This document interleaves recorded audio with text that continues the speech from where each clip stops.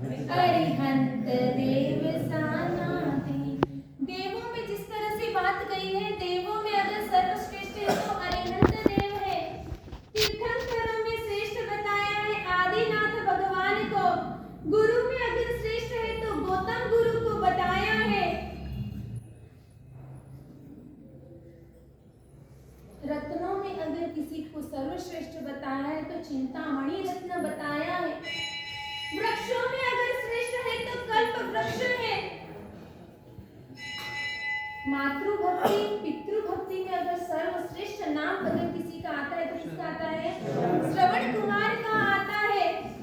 गुरु भक्ति में अगर नाम लिया जाए तो किसका आएगा? एकलव्य का आएगा। और प्रभु भक्ति में अगर सर्वश्रेष्ठ स्थान अगर किसी का आता है तो वह किसका आता है? पेद्धड़ साहा मंत्री का। भातृभक्ति में अगर किसी का नाम आए तो किसका नाम आएगा? लक्ष्मण। भातृभक्ति में अगर किसी का नाम आए तो भरत का आएगा। कतो विलाप मैं कतो विलाप की तो बात तो रोम वनवास के बने की दरबार आज राज गादी पाठ सब कुछ मिलने के बाद में भी सिंहासन पर किसको रखा था? राम की चरण पादुका। आज राज वैभव मिलने के बाद में भी सन्यासी की तरह उन्होंने जीवन जिया था। भातृभक्ति देखो तो भरत की, और सदाचार अगर दिखे तो वह लक्ष्मण की। जंगल के अंदर जब शूर्पणखा दूसरा रूप लेकर आई थी, जब शूर्पणखा के जो पुत्र जो विद्या सिद्ध कर रहा था और ऐसी तलवार नीचे आ रही थी, चमक रही थी, अंधेरा था, घोर भयंकर जंगल था। लक्ष्मण उस तलवार को जैसे ही देखा, उसको हाथ में लिया, उन्होंने क्या सोचा? अंधेरे में कुछ नहीं दिख रहा, वो सोच रहे इस तलवार की धार कैसी है, जरा मैं चेक कर लेता हूँ। और वहीं पर तलवार घुमाने लग गए और उसी वक्त शूर्पणखा का जो पुत्र था, जो साधना कर रहा था, जो उल्टे मस्तक लटका हुआ था, और उसकी गर्दन कट गई। जैसे ही तलवार खून में हुई तब उसे लक्ष्मण को मालूम पड़ा, अरे यह तो कोई विद्या साधक व्यक्ति जो साधना कर रहा है, उसी की साधना के बल पर यह तलवार आई है। मेरे द्वारा पंचेंद्रिय जीव की क्या हो गई है? हत्या हो गई। मेरे द्वारा पंचेंद्रिय जीव की हत्या हुई है। अब मुझे मालूम पड़ रहा है कि अगर यहाँ पर कोई आ गया, उसे मालूम पड़ गया तो बहुत अनर्थ हो जाएगा। मैं यहाँ से निकल जाता हूँ। जैसे ही वह अपनी झोपड़ी के पास पहुंचे, ये सारी घटना उसने अपने भाई राम को बता दी कि भैया मेरे द्वारा ये कार्य हो गया, नहीं होने जैसा कार्य मुझसे हो गया है, अब क्या करना? इतने में शूर्पणखा अपने पुत्र के लिए भोजन लेकर आई थी, थाल भरकर भोजन लाई, लेकिन देखा कि पुत्र तो है नहीं, कोई व्यक्ति उसे मार कर चला गया। और वह तो विद्याधर्मी ये सब लोग थे, और उसने देखा कहां पर किस व्यक्ति ने मारा है। वो खोजते खोजते यहाँ पर इनकी कुटिया के पास में आ गए, लेकिन जैसे ही देखा उसका क्रोध शांत हो गया। राक्षस मनसी थे ये सभी। शूर्पणखा का क्रोध शांत हो गया। क्या कारण था? राम का रूप देखा, राम और लक्ष्मण का रूप देखा। वो कामासक्त बन गई कि ओहो इसके साथ में विवाह कर लो। क्या मन हुआ उसका? पुत्र मरा है वह चीज नहीं दिखी, वो उस चीज को भूल गई है जो बदला लेने के लिए आई थी शूर्पणखा कि मेरे पुत्र को मारने वाले को मैं अब जिंदा नहीं रखूंगी। छुपके वह देख रही है, राम का ऐसा मनमोहनीय चेहरा दिख रहा है उसे, और उस वक्त शूर्पणखा देखने लगी, अरे नहीं, अब इस व्यक्ति को मैं मोहित कैसे करूं? और उसको मोहित करने के लिए उसने अपना रूप एक स्वरूपवान लड़की की तरह एकदम सुंदर रूप बना लिया, और वो वहां पर पहुंची और कहने लगी कि आप मुझे अपनी पत्नी के रूप में स्वीकार करें। राम क्या थे?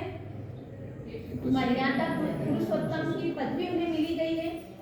मर्यादा पुरुषोत्तम होने के कारण राम ने कह दिया कि यह जो बाजू में बैठी है वह मेरी पत्नी है, मेरी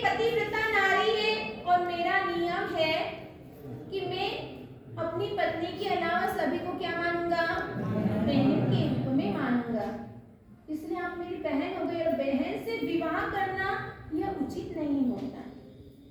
मेरे व्रत का खंडन हो जाएगा। अब उसने सोचा कि यह व्यक्ति तो मानने वाला नहीं है। अब उसने दांव कहां पर लगाया? क्योंकि लक्ष्मण का भी रूप था। लक्ष्मण कौन थे? लक्ष्मण वासुदेव थे और राम बलदेव थे। तो वासुदेव का रूप तो बहुत ही सुंदर था और ऐसे वासुदेव लक्ष्मण के पास पहुंच गए और वह प्रार्थना करने लग गई। और उस वक्त लक्ष्मण ने क्या कहा? लक्ष्मण कर सकता था, लक्ष्मण अकेला था जंगल में। राम के साथ सीता थी, लेकिन लक्ष्मण के साथ उसकी पत्नी उर्मिला नहीं थी। तब लक्ष्मण ने क्या कहा? हाँ, आपने आपके मन में मेरे बड़े भ्राता को स्वीकार कर लिया था, पति के रूप में स्वीकार कर लिया, और अब आप मेरे पास में आए हैं। लेकिन याद रखना, मेरे पिता के, कि मेरे भाई मेरे पिता तुल्य है, मेरे भातृ मेरे पिता तुल्य है। तो आप तो मेरे माँ के समान है और मेरे भाई की पत्नी मेरे क्या होंगी? भाभी लगेगी। इस वजह से मैं आपके साथ में कैसे विवाह कर सकता हूँ? जब दोनों जगह से, इसीलिए कहा है कि लक्ष्मण का सदाचार, हाँ, हर तरह से, हर पहलुओं से वह सोचता था। जंगल के अंदर जब वह रहे तब लक्ष्मण ने सीता का चेहरा कभी नहीं देखा। जब हरण कहने की रावण उसका हरण करके ले गया सीता को, तब उसकी पायल दिखी थी, दूसरी चीजें कंगन वगन दिखे थे। राम पूछे थे, अरे लक्ष्मण, क्या ये तेरी भाभी के हैं? तब लक्ष्मण ने क्या कहा था? भैया, केवल मुझे एक चीज मालूम है, अगर वह चीज मुझे दिख जाए तो मैं बता दूंगा कि हाँ, सचमुच में यह भाभी की ही चीज है। राम ने पूछा, क्या? तो बोले, भैया, मैं प्रतिदिन आपके और भाभी के चरण स्पर्श करता था, तो एकमात्र मुझे पायल दिखती थी, और अगर वह पायल दिख जाए तो मुझे अंदाजा हो जाएगा कि सचमुच में यह भाभी की ही पायल है। पहले देवर और जेठ का, देवर और भाभी का जो संबंध था कैसा था? एक पवित्र संबंध था, इतनी मर्यादा रही हुई थी। और आजकल तो अपना पूरा परिवार, मुझे नहीं बोलना चाहिए, लेकिन आजकल अपनी मर्यादा का हम उल्लंघन कैसे करते जा रहे हैं। तो कहा है, सदाचार के अंदर अगर देखा जाए तो लक्ष्मण सर्वश्रेष्ठ स्थान को पाता है। आगे कह रहे हैं कि नौ रसों के अंदर अगर सर्वश्रेष्ठ स्थान है तो वह किसका है? शांत सुधारस रस का, जो सबसे बड़ा श्रेष्ठ स्थान बताया गया है। उसी तरह से अगर मंत्रों के अंदर सर्वश्रेष्ठ बताया है तो ऐसा नवकार महामंत्र को बताया गया है, इसे मंत्राधिराज कहा गया है। तो ऐसे नवकार मंत्र की महिमा, इसका वर्णन, इसका महत्व हम प्रतिदिन ले रहे हैं कि नवकार के अंदर क्या क्या समाया हुआ है, नवकार की महिमा क्या है। नवकार के जितने गुण गाए उतने कम है। नवकार से कैसे कैसे जीवों का उत्थान हुआ है, वो ऊंचे स्टेप पर पहुंचे हैं, उच्च गति को उन्होंने पाया है। आपने बाली और सुग्रीव का नाम सुना है? रामायण के अंदर जो मुख्य पात्र में रहे हुए हैं, बाली और सुग्रीव। बाली का छोटा भाई था सुग्रीव, और ऐसा सुग्रीव पूर्व भोग के अंदर बेल था। वह बेल का जीव और वह मरणासन्न स्थिति में, यानी आखिरी समय गिन रहा था, अंतिम समय उसका चल रहा था। और एक श्रावक घोड़े पर बैठकर उधर से निकल रहा था।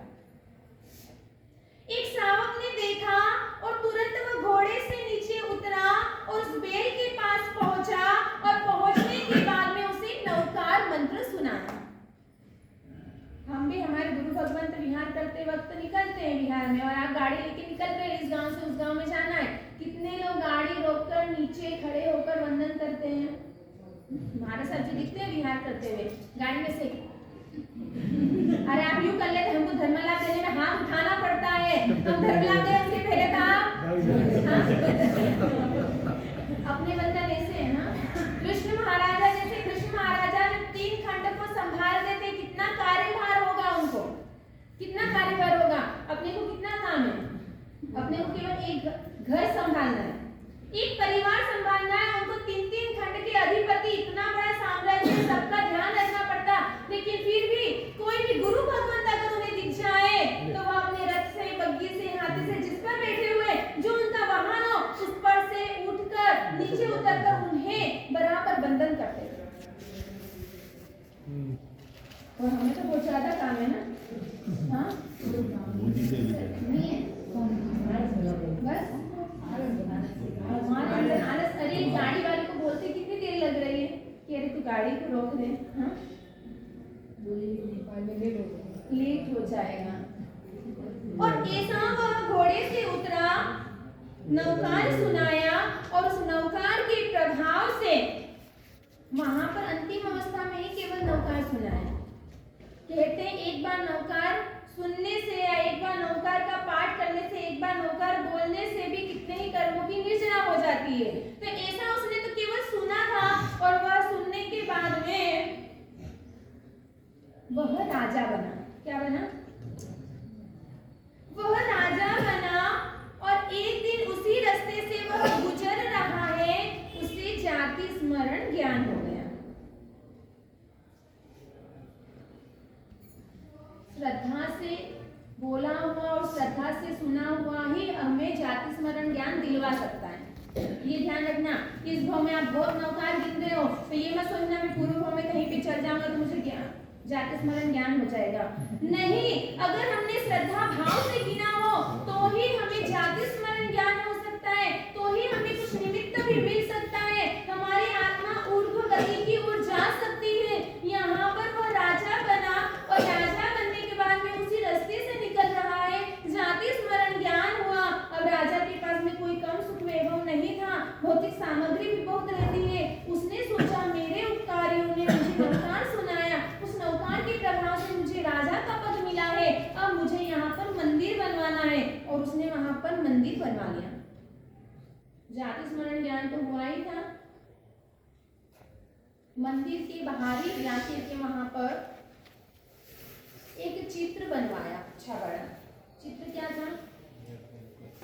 मरती हुई स्थिति में, जो मरणासन्न स्थिति में जो बेल है उसका चित्र बनाया। और उसके पास में एक घोड़ा, और वहां पे घोड़े से उतरते हुए एक श्रावक को बताया जो नौकार उस बेल को सुना रहा है। ऐसा वह चित्र राजा ने बनवा दिया।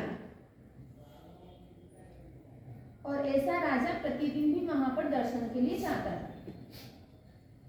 अब उसी रास्ते से 20 साल के बाद में वह उस श्रावक का जाना हुआ। कितने साल के बाद? 20 साल के बाद में उसी रास्ते से उस व्यक्ति का गुजरना हुआ। उसने देखा कि इस जगह पर पहले कुछ नहीं था, और इस जगह पर आज इतना बड़ा आलीशान मंदिर बना हुआ है। हमें मंदिर कैसा पसंद है, घर कैसा पसंद है, ये बताओ। घर की कौन कौन सी चीजें कैसी कैसी होनी चाहिए अपने को सब मालूम है ना। घर में आलीशान बंगला होना चाहिए, सब A1 नंबर है, सब क्वालिटी वाली चीजें लगनी चाहिए। हाँ, फर्श अलग, किचन की फर्श अलग, बाथरूम की अलग, सब अपने को हर चीज अच्छी चाहिए। लेकिन मंदिर कैसा चाहिए? घर में सफाई एकदम बराबर होनी चाहिए। कहीं पे घिस घिस के भी निकालो तो उंगली में धूल नहीं होना चाहिए। सही है ना? अपनी स्थिति क्या है? मंदिर हमको अच्छा होगा तो भी चलेगा, नहीं होगा तो भी चलेगा, लेकिन घर एकदम साफ सफाई वाला चाहिए। चलो यहाँ पे उपासना में ले लो आप, कितनी जगह कितना ही धूल या कहीं पे जा ले होंगे, अपन ने कितने दिन आकर कहाँ पर किसने आकर सफाई करी ये बताओ मुझे। घर में आप 4 दिन सफाई नहीं करेंगे तो क्या कहोगे? भाई साहब जी आज प्रवचन कम देना, या फिर में कार्यक्रम मत करवाना, हमको आज घर की सफाई करना, अभी प्रदूषण आ रहे हैं तो पहले से मना बोल रहे हैं, हमारे साथ एक दिन पहले तो बिल्कुल प्रवचन मत देना। क्योंकि हमें घर की इतनी चिंता है, मंदिर और उपासना की चिंता, अपने भगवान की चिंता है आपको? नहीं। मैं चाहूँ ना आप 4 जनों को बिठा दूँ ना, यहाँ से 2 थैले तो कचरा निकलवा दूँ आपके मंदिर के पास से। नहीं, बहुत अच्छी बंगले में रहना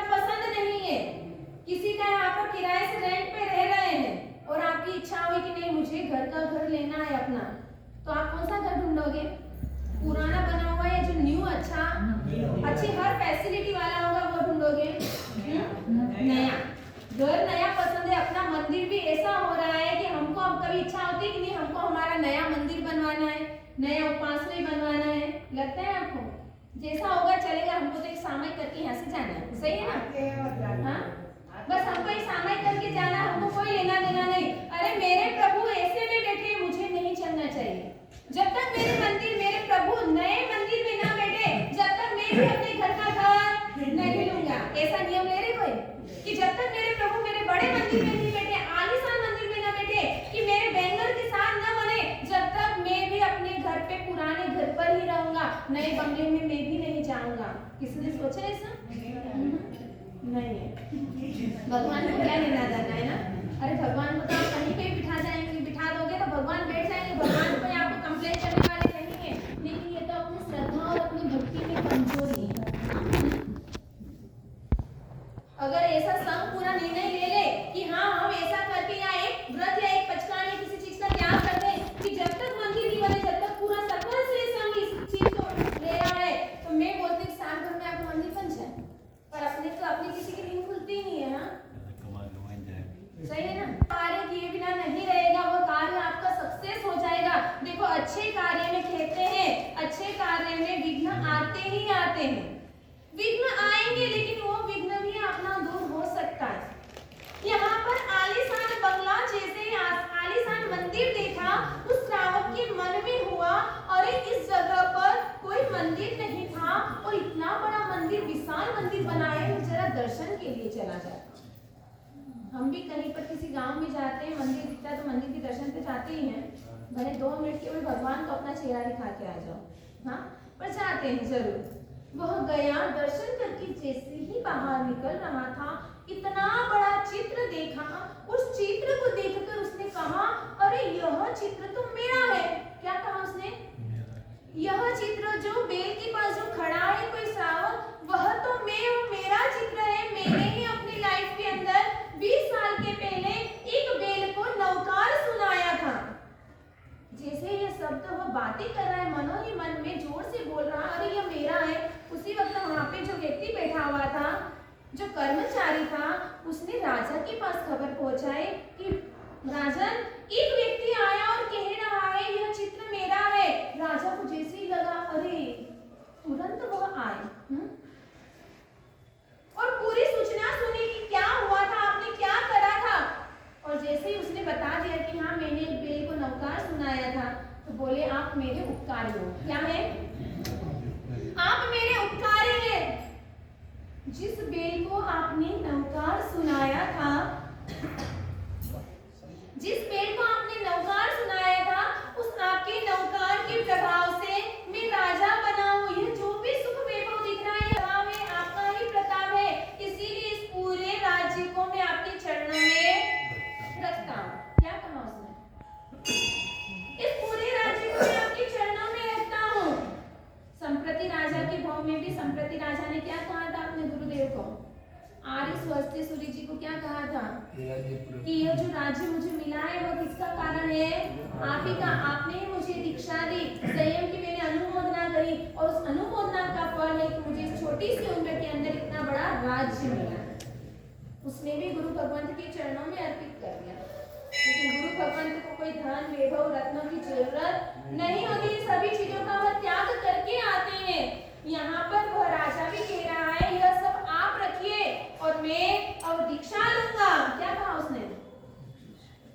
मुझे उगारने वाले, मुझे ही शिक्षा देने, मेरा भाव सुधारने वाले आप, इसलिए यह राज्य आपका है। और उसी वक्त उसे राजा बना दिया।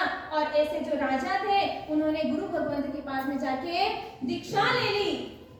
अगर पूर्व भाव का कोई आपका मिल जाए, हाँ, और बोले मैं ही आपके घर का बेटा था पूर्व भाव में, 10 साल में या 12 साल में आपके घर से मेरे को बीमारी है और मैं चला गया, अब मेरा जन्म इनके घर पे हुआ, तो पूर्व भाव के आप मेरे माता पिता का आप लेके आ जाओगे उसको? हाँ, लेके आओगे कि मेरे पूर्व भाव का बेटा है, चल मेरा जितना भी है वो सब तेरा ही है? हाँ, नहीं। इस भाव में जो हमें मिला है परिवार वही हमारा है। पिछले भाव में या आने वाले भाव का जो भी होगा हमको उससे लेना देना यहाँ पर वो राजा बन गया, इसने संयम ले लिया और संयम लेने के बाद में शुद्ध संयम का पालन करके वह आत्मा देवलोक में गई और देवलोक से अपना आयुष्य पूर्ण करके ऐसे बलि राजा के भाई सुग्रीव के रूप में उसका वहां पर जन्म हुआ। एक तिर्यंज प्राणी जिसने केवल नवकार का स्मरण नहीं केवल सुना था, बेल को कोई बोलना तो आ नहीं रहा है, केवल उसके कानों में जाकर आखिरी अंतिम अवस्था में एक श्रावक ने उसे नवकार सुनाया और उस नवकार का प्रभाव देखो। तुरंत तिर्यंज से वह राजा बन गया, राजा से देव बन गया, देव से वापस सुग्रीव बन गया और आखिर में सुग्रीव भी कहाँ गया? कहाँ जाएगा? संयम का पालन करके। इसीलिए कहा है कि परंपरा से नवकार क्या देता है? मोक्ष सुख को देता है। अगर आपका इस भव में मोक्ष नहीं हुआ, आने वाले भव में नहीं हुआ, 2-4 भव में नहीं हुआ, लेकिन आखिरी अंतिम समय में तो एक दिन वैसा आएगा कि यह नवकार आपको मोक्ष तक पहुंचाने का कार्य करेगा। हाँ, एक कार आपको इस घर से दुकान तक पहुंचा सकती है। हाँ? एक भाई कहने लगा कि हमारे घर में जितने मेंबर्स हैं उनके पास में सबके पास कार है। उसी वक्त एक सच्चा श्रावक था और उसने कहा कि तेरे घर में जितने मेंबर हैं उनके सबके पास कार है, लेकिन मेरे घर में जितने मेंबर्स हैं उनके पास में सबके पास नवकार है। क्या कहा उसने? कि नवकार है। एक बार कार आपका एक्सीडेंट करवा सकती है, कार आपको सुविधा दे सकती है, लेकिन सुरक्षा आपकी नहीं करवा सकती। आप गारंटी दे सकते हैं कि मैं गाड़ी में बैठकर जा रहा हूँ, मेरी कार में बैठ के आपका एक्सीडेंट नहीं हो सकता है। आप गाड़ी में पैर रखते हो ना और बैठते हो, तब से आपको चिंता होने लग जाती है। हाँ? आपको डर लगता है कि नहीं कहीं हमारा एक्सीडेंट ना हो जाए। हाईवे रास्ता है, कितनी गाड़ियां चलती है, बड़े-बड़े वाहन होते हैं, आए दिन एक्सीडेंट होते रहते हैं, तो ऐसे एक्सीडेंट के अंदर हमारा भी नंबर न लग जाए, हमें भय रहता है ना। और ऐसे 7 प्रकार के भयों को दूर करने वाला यह नवकार है। कौन है? नवकार। ये 7 भयों को दूर करने वाला नवकार, 8 कर्मों को से मुक्त करवाने वाला नवकार है। इसीलिए तो कहा है, खाते नवकार गिनो, सोते नवकार गिनो, पढ़ते नवकार गिनो, जाते नवकार गिनो, हर वक्त नवकार नवकार नवकार की ही धुन और रटन लगाते रहो। कोई भी कार्य अपना सिद्ध नहीं हो रहा है, उस कार्य को पूर्ण करने के लिए नवकार गिनो। जिंदा श्रावक जिसने क्या किया था? एक चोर को क्या सुनाया था? चोर का नाम क्या था?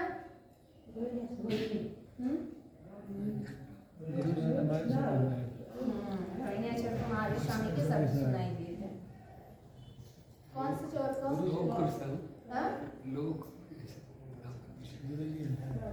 मेला रखा था पिंगल नामक चोर ने। किसने?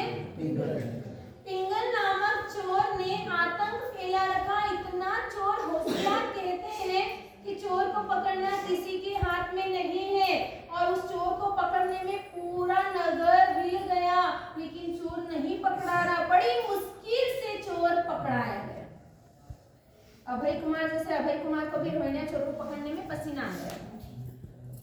यहाँ पर चोर जैसे ही पकड़ाया, राजा को गुस्सा तो आ ही रहा था, इस चोर ने सभी लोगों को, मेरे नागरिकों को परेशान कर दिया। अब इस चोर की दुर्दशा करनी। क्या करनी मुझे? अब ऐसी दशा करनी है कि कभी आतंक ही ना फैला सके। इसको हमेशा हमेशा के लिए अलविदा करना है।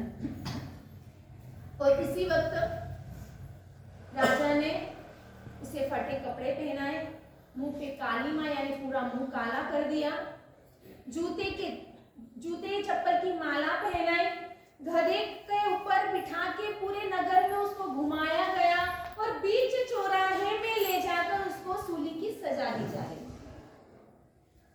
सूली की सजा दे रहे हैं। उस वक्त जैसे सूली की सजा पे चढ़ाया गया है और उसकी आंखें निकलने लगी, श्वास थमने लगा, अब बस मरने की स्थिति है। और उसके पहले राजा ने सभी को कह दिया, नगरजनों को, कि जो भी पिंगल चोर की सहायता करेगा उसे मृत्यु दंड की सजा दे दी जाएगी। ऐसी उस पिंगल चोर की स्थिति जो थी बनी हुई थी, कितनी खराब हुई थी। और उस खराब स्थिति में भी सभी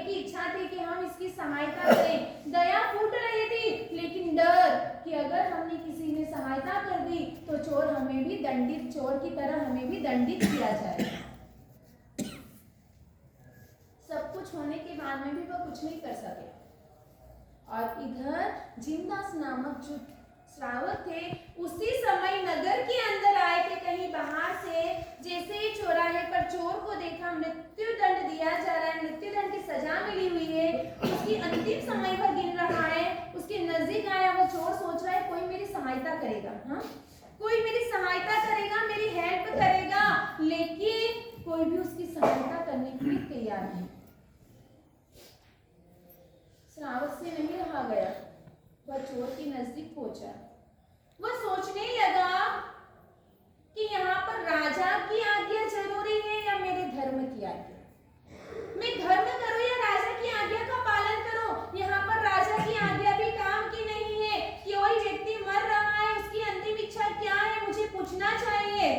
और तुरंत उस चोर के पास में गया, इशारे में बात करी। उस चोर से बोला नहीं जा रहा था। जिंदा श्रावक ने बोला आखिरी इच्छा क्या है। उसने इशारे में बताया मुझे पानी पीना है। उसने और कोई इच्छा नहीं बताई। और उसी वक्त जिंदा श्रावक ने सोचा कि ऐसे में मरते वक्त भी सभी को पूछा जाता, आपकी अंतिम इच्छाओं को पूर्ण किया जाता है। भले ही राजा ने नहीं पूछा है, लेकिन मैं एक श्रावक को मुझे पूछना और करना उसका कर्तव्य बनता है। तुरंत वह कहने लगा मैं अभी पानी लेकर आता हूँ आपके लिए। इतने में आप, क्योंकि अब अंतिम अवस्था है, आप ज्यादा समय तक जी नहीं सकते हैं, इसलिए आप अपने भाव को सुधार ले। मैं एक मंत्र दे रहा हूँ, उस मंत्र का आप रटन करें। इतने में मैं पानी लेकर आता हूँ। और उस वक्त अपूरा नौकर तो आएगा नहीं। जिनदास सेठ ने क्या कहा कि नमो अरिहंताणम, आप बोलते चलो बोलते चलो। नमो अरिहंताणम बोलते जाए, आपका भाव सुधर जाएगा। और उसी वक्त नमो अरिहंताणम का वह पाठ करने लगा। जिनदास श्रावक जल्दी जल्दी अपने घर पर पहुंचा। घर पर जाकर एक लोटा लिया, उसमें पानी भर के वह जैसे ही ला रहा था, इधर जिनदास श्रावक बोलकर तो चले गए। कभी पहली बार उसने सुना है कि यह मंत्र क्या है। शब्द कठिन होते, नए नए शब्द सुनना और याद रहना भी मुश्किल पड़ता है। उस वक्त शब्द याद नहीं रह रहे हैं। और उसी वक्त सोचने लगा क्या कहा था, याद नहीं आ रहा। और उसी वक्त उसने नया मंत्र बना दिया। क्या कहा? आणम ताणम कछु न जानम सेठ वचनम प्रमाणम। मुझे कुछ नहीं मालूम, मैं जो मंत्र जो कह रहा हूँ वो सही भी हो या गलत है, इसलिए जो मेरे ये सेठ जो बता कर गए हैं, सेठ के प्रमाण जो सेठ ने कहा वही मैं भी कह रहा हूँ, सेठ के वचनों को मानने देता हूँ। और उसी वक्त यह आणम ताणम करते करते उसके अंतिम समय में जोरदार इतनी पीड़ा हुई, उसी वक्त वह मृत्यु को प्राप्त कर गए। इधर सेठ जी भी लोटे में पानी भरकर ला रहे हैं कि उस चोर को पानी पिला दूं, लेकिन जैसे ही उसके नजदीक आए देखा कि चोर तो परलोक को प्रयाण कर गया। चोर परलोक में चला गया, वह मृत्यु को प्राप्त कर गया, मर गया है। मैं उस चोर की हेल्प भी नहीं कर सका, एक पानी भी उसे नहीं पिला सका। मेरे जीवन को व्यर्थ है।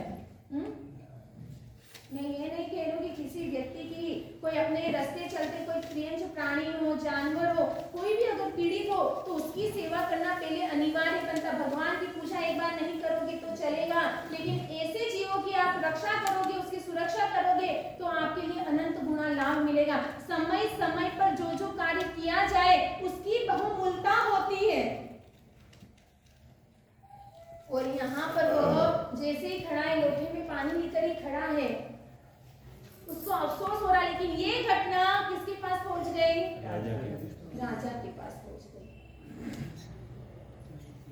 जैसे ही राजा के पास पहुंची, राजा ने सैनिकों को उसके घर पर भेज दिया।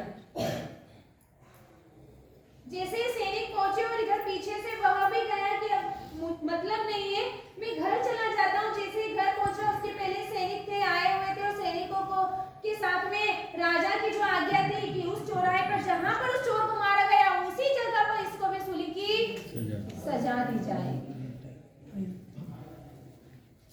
और उस चौराहे पर जिंदा सेठ को भी लाकर खड़ा कर दिया। सूली की सजा दी जा रही, सूली पर लगा दिया गया उसे। और उसी वक्त राजा, मंत्री, सिपाही वगैरह सभी वहीं पर बैठे हुए थे। जैसे ही सूली की सजा दी जा रही